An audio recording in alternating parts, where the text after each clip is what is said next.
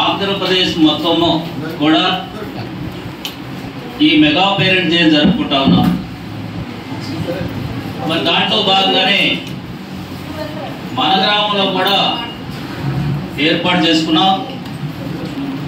మరి అలాగే మరి ఇక్కడ హెచ్ఎం గారికి, అలాగే విద్యా కమిటీ చైర్మన్ గారికి, సౌపూర్ గారికి, మరి ఇక్కడికి ఇచ్చేసినటువంటి పెద్దలకి, మరి తల్లిదండ్రులకి అందరు కూడా నా నమస్కారాలు, బాల బాలికలకి నా ఆశీస్సులు. మరి ఈరోజు ఎంత సంతోషంగా ఉన్నదంటే మన గ్రామంలో ఇలాంటి కార్యక్రమాలు జరుపుకోవడానికి ముఖ్యంగా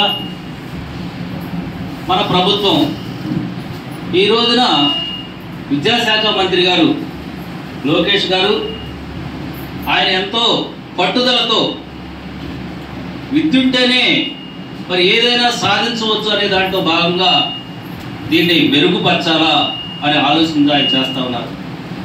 ఈ రోజున చూస్తూ ఉంటే పిల్లలందరినీ వారి డ్రెస్సులు చూడండి ఎంత చక్కగా ఉన్నాయో, అవి ప్రభుత్వమే ఇచ్చింది.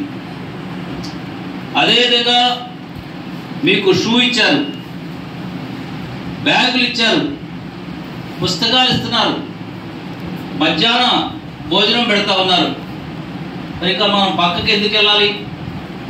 వెళ్ళాల్సినంత అవసరం ఏముంది? మీ ఇంటి దగ్గరే చదువు ఉంది. మీ ఇంటి దగ్గరికే వచ్చి చెప్తా ఉంటే మనం ఎందుకు బయటికి వెళ్ళాలి? మరి ఈ రోజున మనకు చెప్పేటువంటి మరి ఉపాధ్యాయులు, వారు క్వాలిఫైడ్ టీచర్స్ చక్కగా మనకు విద్యను బోధిస్తారు. అదేవిధంగా మనం ప్రైవేట్ స్కూల్కి వెళితే డబ్బులు ఇవ్వాలి, మరి దానికి ఎంతో ఖర్చు అవుతుంది. తల్లిదండ్రులు ఖర్చు చేసి కష్టపడి మరి మీకు ఖర్చు పెట్టాల్సి వస్తుంది. ఈ రోజున అలాంటి పరిస్థితి లేదు. చక్కగా మీ అందరూ కూడా తల్లికి వందనం, అందరూ కూడా 13,000 రూపాయల చొప్పున మరి ఖాతాలో ఉన్నాయి. అదేవిధంగా గతంలో అయితే 2 పిల్లలున్నా, 3 పిల్లలున్నా, 4 పిల్లలున్నా కూడా ఒక్కడికి మాత్రమే డబ్బులు వచ్చాయి. ఈ రోజున ఈ ప్రభుత్వం చంద్రబాబు నాయుడు గారు ముఖ్యమంత్రిగా అయినాక ఆయన అవక ముందే చెప్పాడు, ఒక కుటుంబంలో 3 పిల్లలుంటే మరి ఒక్కడికే ఇస్తే మరి వాళ్ళు చదివించే పని లేదా? మరి వాళ్ళని కూడా చదివించాలి. మరి ఈయనకి డబ్బులు ఇస్తే అన్నకి డబ్బులు వచ్చినాయి, తమ్ముడికో చెల్లికో రాలా. వాళ్ళు మనసు కూడా బాధపడింది, మరి మా అన్నయ్య డబ్బులు వస్తాయి నాకు ఎందుకు రావట్లేదు, నేనేం తక్కువ అని ఆలోచన వాళ్ళలో కూడా వచ్చింది. కాబట్టి అందరూ కూడా డబ్బులు ఇవ్వాలని 5, 6 ఉన్న వాళ్ళకు కూడా డబ్బులు పడ్డాయి. మరి ఇలాంటి ప్రభుత్వం చక్కగా మరి మీ అందరి చదువుల కోసం ప్రభుత్వం ఎంతో కష్టపడి చదివిస్తూ ఉన్నది. మరి మీ తల్లిదండ్రులు కూడా చక్కగా స్కూల్కి పంపించి మరి చదువు నేర్పించి మీరు కూడా మంచి మంచి ఉద్యోగాలు చేయాలి. ఎందుకంటే ఇలాంటి స్కూల్లో చదువుకున్న వాళ్ళే కలెక్టర్లు ఉన్నారు, ఎస్పీలు ఉన్నారు, తహసీల్దార్లు ఉన్నారు, మంత్రులు ఉన్నారు, ముఖ్యమంత్రులు ఉన్నారు.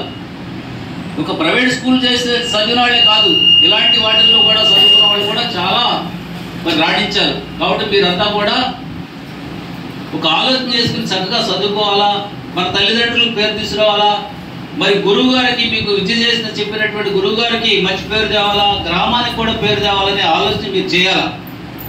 అదేవిధంగా తల్లిదండ్రులు కూడా మన పిల్లవాడిని స్కూల్కి పంపిస్తూ ఉన్నాం.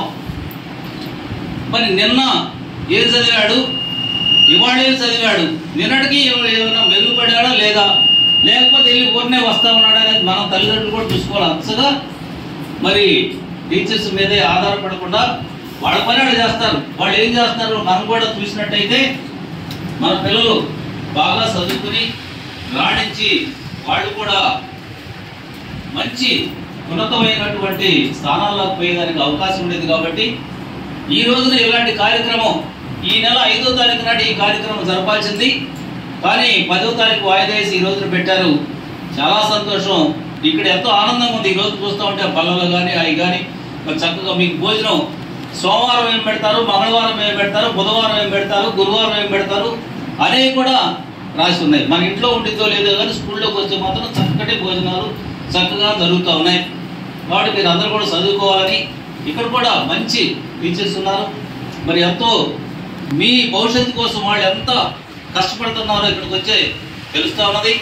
వాళ్ళు మీ అందరికి విద్య నేర్పించి మీ అందరి భవిష్యత్తు కోసం వాళ్ళు కృషి చేస్తూ ఉన్నారు. కాబట్టి వాళ్ళకు కూడా నేను ధన్యవాదాలు తెలుపుకుంటూ, మరి విద్యా కమిటీ చైర్మన్ గారు మరి ఆయన కూడా మరి దీనికి కృషి చేయాలా.